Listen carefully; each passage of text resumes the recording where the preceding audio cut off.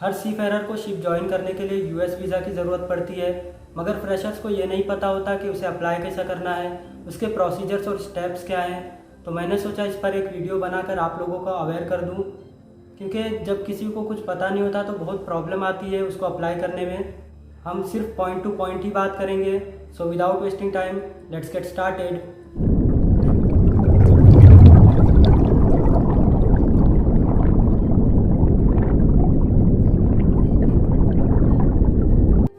सबसे पहले बात करेंगे C1D वीज़ा होता क्या है। C1D वीज़ा एक नॉन इमिग्रेंट वीज़ा होता है।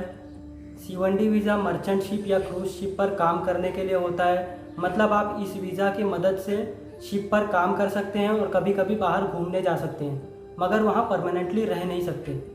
C1D वीज़ा आप हमेशा आपके ज्वाइनिंग डेट आने के बाद ही अप्लाई कर सकते हो। कंपनी आपको एक जॉब लेटर देती है जिसको आप लेटर ऑफ एम्प्लॉयमेंट भी कहते हो।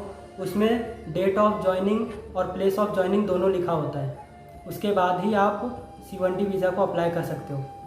अब हम देखेंगे C1D वीज़ा अप्लाई करने के स्टेप्स। हम लोग एक एक करके देखेंगे।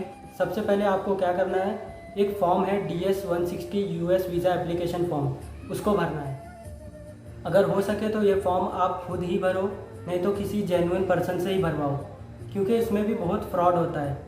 जो आपको कंपनी लेटर मिलता है उसमें आपका प्लेस ऑफ ज्वाइनिंग और डेट ऑफ ज्वाइनिंग दोनों लिखा होता है। इसका फ़ायदा एजेंट लोग उठाते हैं। वो आपका ज्वाइनिंग डेट देख लेते हैं, फिर आपको बोलेंगे कि जो बायोमेट्रिक और इंटरव्यू की डेट है वो ये ज्वाइनिंग डेट से पहले नहीं मिल पाएगी। उसके बाद आप परेशान हो जाते हैं। आपको परेशान देखकर वो क्या करते हैं कि कहते हैं मैं कुछ कोशिश करूँगा ज्वाइनिंग डेट नज़दीक करने की, लेकिन उसके लिए पैसे थोड़ा ज़्यादा लगते हैं और वो अपने फ़ीस का डबल तक मांगते हैं। फिर अगर आपने दे दिया तो ठीक है, नहीं तो आप जाने लगोगे और आपके पीछे पीछे उनका ही एक आदमी आएगा, कहेगा वो आपसे 2000 मांग रहे थे, मैं 1500 लेता हूँ, मैं कर दूंगा, मगर सर को बताना नहीं, और आप उससे काम करवा लेते हैं। तो इसलिए थोड़ा बच के रहें। समझो आपको जेन्युइन पर्सन मिल जाता है। अब आपका पहला स्टेप होता है DS-160 USA वीज़ा एप्लीकेशन का फॉर्म भरना। DS-160 फॉर्म में आपकी सारी इन्फॉर्मेशंस मांगी जाती है, जैसे आपका नाम, आपकी date of birth, passport validity मतलब एक्सपायर कब होगा पासपोर्ट, आपका प्लेस ऑफ बर्थ, आप किस कंपनी में ज्वाइन कर रहे हैं, आप US वीज़ा का इंटरव्यू कौन से लैंग्वेज में देना चाहेंगे, जैसे इंग्लिश, हिंदी, मराठी या और कोई लैंग्वेज में, आपका कंपनी डिटेल, आप कौन से रैंक पर जा रहे हैं, आपका काम क्या होगा, और अगर आपका कोई USA में है तो उसके पूरे डिटेल्स आपको इस फॉर्म में भरने पड़ते हैं। अगर हो सके तो ये फॉर्म आप खुद ही भरो। कुछ लोग क्या करते हैं, उनको पता चलता है कि मेरा दोस्त फॉर्म भरने गया है तो फ़ोन करके बोल देते हैं भाई जब तक तू फॉर्म भर मैं आता हूँ और सारी डिटेल्स डाल दे, मैं सेंड कर दूँगा।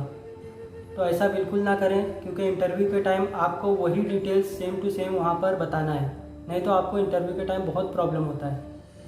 समझो आपका फॉर्म फिलअप हो चुका है। यहाँ आपको DS-160 का कंफर्मेशन पेज प्रिंट होकर मिलेगा। ऐसा देख लो कैसा पेज होता है, आप चाहिए तो स्क्रीनशॉट ले लो। यहाँ आपका स्टेप 1 ख़त्म होता है। हमारा जो दूसरा स्टेप है वो है पेमेंट ऑफ फीस। पेमेंट आप दो तरीक़ों से कर सकते हैं। पहला, जो आपको DS-160 कंफर्मेशन पेज मिला था उसको लेकर आपको एक्सिस बैंक या सिटी बैंक में जाना है और चालान पेमेंट करना है, मतलब आपको वहाँ जाकर कैश पेमेंट करना है।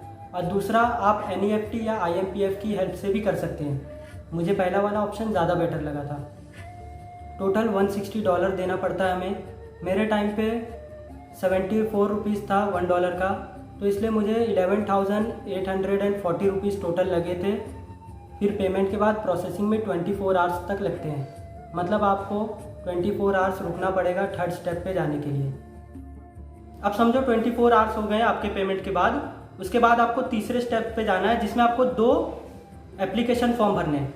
पहला एप्लीकेशन फॉर्म होगा बायोमेट्रिक के लिए और दूसरा एप्लीकेशन फॉर्म होगा US वीज़ा इंटरव्यू के लिए। फॉर्म भरने के बाद आपको 2 कॉन्सिक्यूटिव डेज मिलेंगी, जिसमें से पहली डेट में आपको बायोमेट्रिक के लिए जाना होगा और दूसरी डेट में आपको US वीज़ा इंटरव्यू के लिए जाना होगा। बायोमेट्रिक के 1, 2 या 3 दिन बाद ही US वीज़ा का इंटरव्यू का डेट मिलता है। यह आप खुद भी कर सकते हैं या किसी जेन्युइन पर्सन से भी करवा सकते हैं। अब हमारा चौथा स्टेप है बायोमेट्रिक। बायोमेट्रिक की जगह और जहां आपको US वीज़ा का इंटरव्यू देना है, दोनों जगह अलग अलग है। जब आप बायोमेट्रिक के लिए जाएंगे तो आपका फिंगरप्रिंट, थंब प्रिंट और फेस का फ़ोटो लेंगे।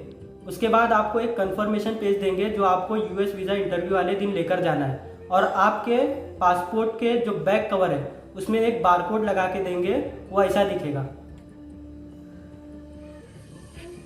अब आपका पांचवा स्टेप जो सबसे ज़्यादा इंपॉर्टेंट स्टेप है, इसमें आपको कुछ डॉक्यूमेंट्स लेकर ही जाने होंगे, जैसे आपका passport, DS-160 confirmation page, appointment confirmation page जो आपको बायोमेट्रिक वाले दिन मिला था, और आपका फी पेमेंट रिसिप्ट, और आपके कुछ सपोर्टिंग डॉक्यूमेंट्स जैसे आपका CDC, bank statement, job letter, STCW certificates. आपको सब डॉक्यूमेंट्स लेकर जाना कंपलसरी है। अगर आप कोई भी डॉक्यूमेंट नहीं ले जाते, अगर भूल जाते हो, और यूएस वीज़ा ऑफिस में काउंसलर अगर आपसे मांग लेते हैं, काउंसलर मतलब जो आपका इंटरव्यू ले रहे हो, अगर आपसे मांग लेते हैं और आप नहीं दे पाते हो, तो यूएस वीज़ा कैंसिल होने के चांसेस बहुत ज़्यादा बढ़ जाते हैं। हमने पांचों स्टेप्स एक एक करके देखे हैं, फिर से आप स्क्रीन पर देख लो। पहला है DS-160 US visa application form, दूसरा पेमेंट ऑफ फीस, तीसरा application of biometric and US visa interview, चौथा बायोमेट्रिक, और पांचवा यूएस वीज़ा इंटरव्यू।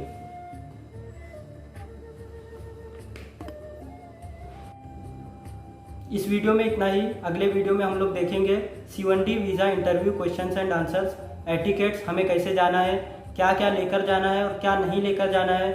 तो उम्मीद करता हूँ ये वीडियो आप लोगों को अच्छा लगा होगा, और अगर आप लोगों को किसी और टॉपिक पर वीडियो चाहिए तो कमेंट में मुझे बताएं, मैं ज़रूर उस पर वीडियो बनाऊँगा। और जिन्होंने अभी तक चैनल को सब्सक्राइब नहीं किया, प्लीज़ चैनल को सब्सक्राइब करें। तब तक के लिए take care and good bye.